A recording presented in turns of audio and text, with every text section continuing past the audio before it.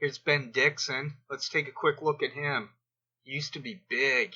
He lost a lot of weight. I'm noticing his jaw. I'm noticing what I tend to notice. I don't think Magnus is legit.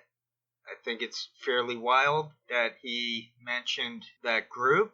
I'll try to track down some of my already made videos to share a little bit of that. Otherwise, I have some comments I made that I'd like to share. Johnny B thanked me for the additional information. This is him. He says, I'd be disingenuous if I was implying I was knowledgeable about the subject you're talking about, but as with any physical deterioration, there can be multiple explanations. I responded, what you say is true. Dudley Moore was spun as a drunk but had a condition that mimicked alcoholism. Michael J. Fox has Parkinson's. Drug-induced tardive dyskinesia seems to also be called Parkinsonism, as in having similar traits to the actual disease.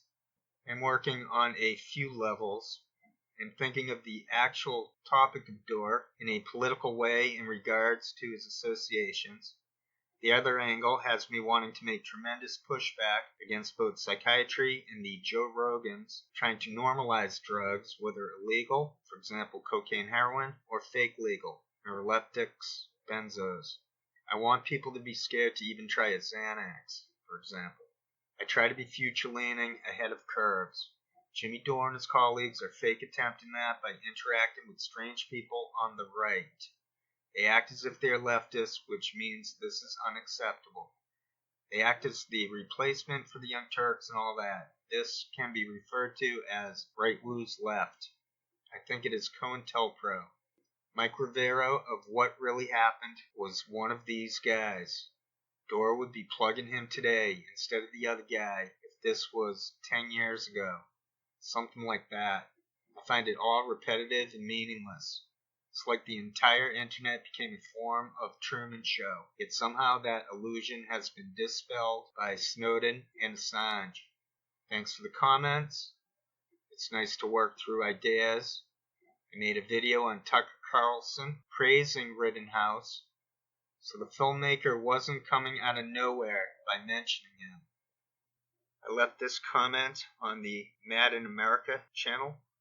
Tom Cruise versus Brooke Shields had a major influence on stalling public awareness of this epic scandal. Saz was probably desperate for change, so he teamed up with Scientology. That backfired tremendously. Thank Jimmy Dore promoting unhinged anarchists. Disclosure: I'm a nonviolent anarchist into Krishnamurti's teachings. Cruise was jumping up and down on Oprah's chair. Brooke Shields was very classy and well-spoken. It became yes or no, you're with us or against us nonsense. Psychiatry is a modern-day slavery in which eventually it will be abolished. The anti-psychiatry people are not being draconically censored. It's not being pushed either. It currently seems to be a stalemate. The lack of free speech, freedom to associate, and due process kind of shuts down any type of non-COINTELPRO-styled social movement. I left this comment on the Dana Arcuri channel. She is an expert in healing oneself from narcissists and generally bad people.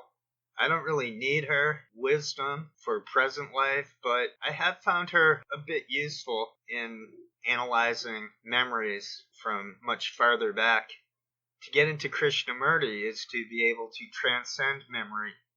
This is what I wrote to Dana Arcuri television. Feeling obligated is toxic to relationships. It is similar to clinging. If you love someone, set them free. There should definitely be a proverbial lightness to being. Nothing is permanent, not even our memories. There is only the present and uncertain future. The past is memory. Our true nature is to be peaceful, content, and at one with the universe, so to speak. People are socialized to make comparisons. We're even taught to separate ourselves from thought and action in themselves. Excessively dissecting oneself could be defined as neuroticism. It is missing out on the fact we exist without effort. We gaze and wonder at a tree, a cat, a river, a painting, etc., yet tend to forget we are those things also. Sometimes it is best to stay silent and hail in solitude. One can be patient and then eventually experience better relationships. It can take just one friend, one moment, one day, one spark to glisten in unison with the cosmos.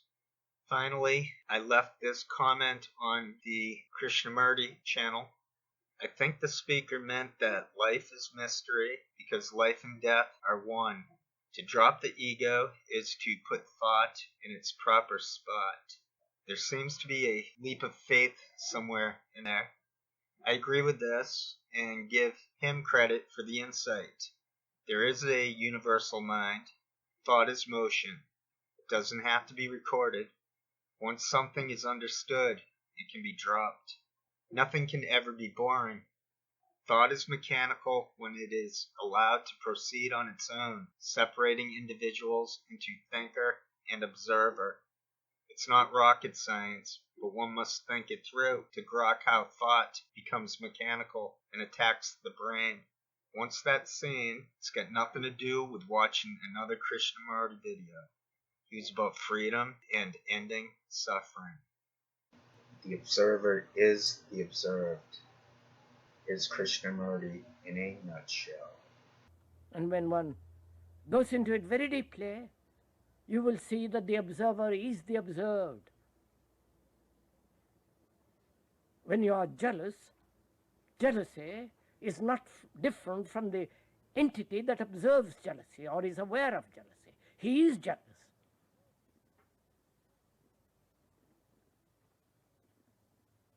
He is the reaction which is called jealousy.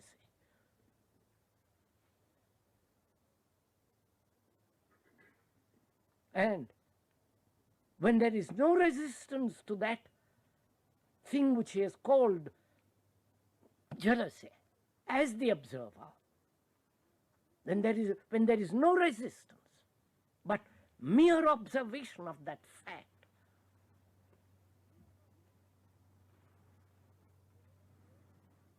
then you will see that the word is not the thing,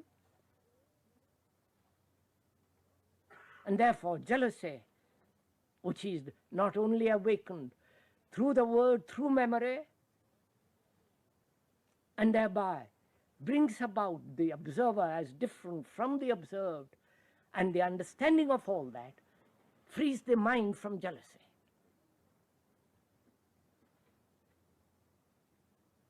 Without effort.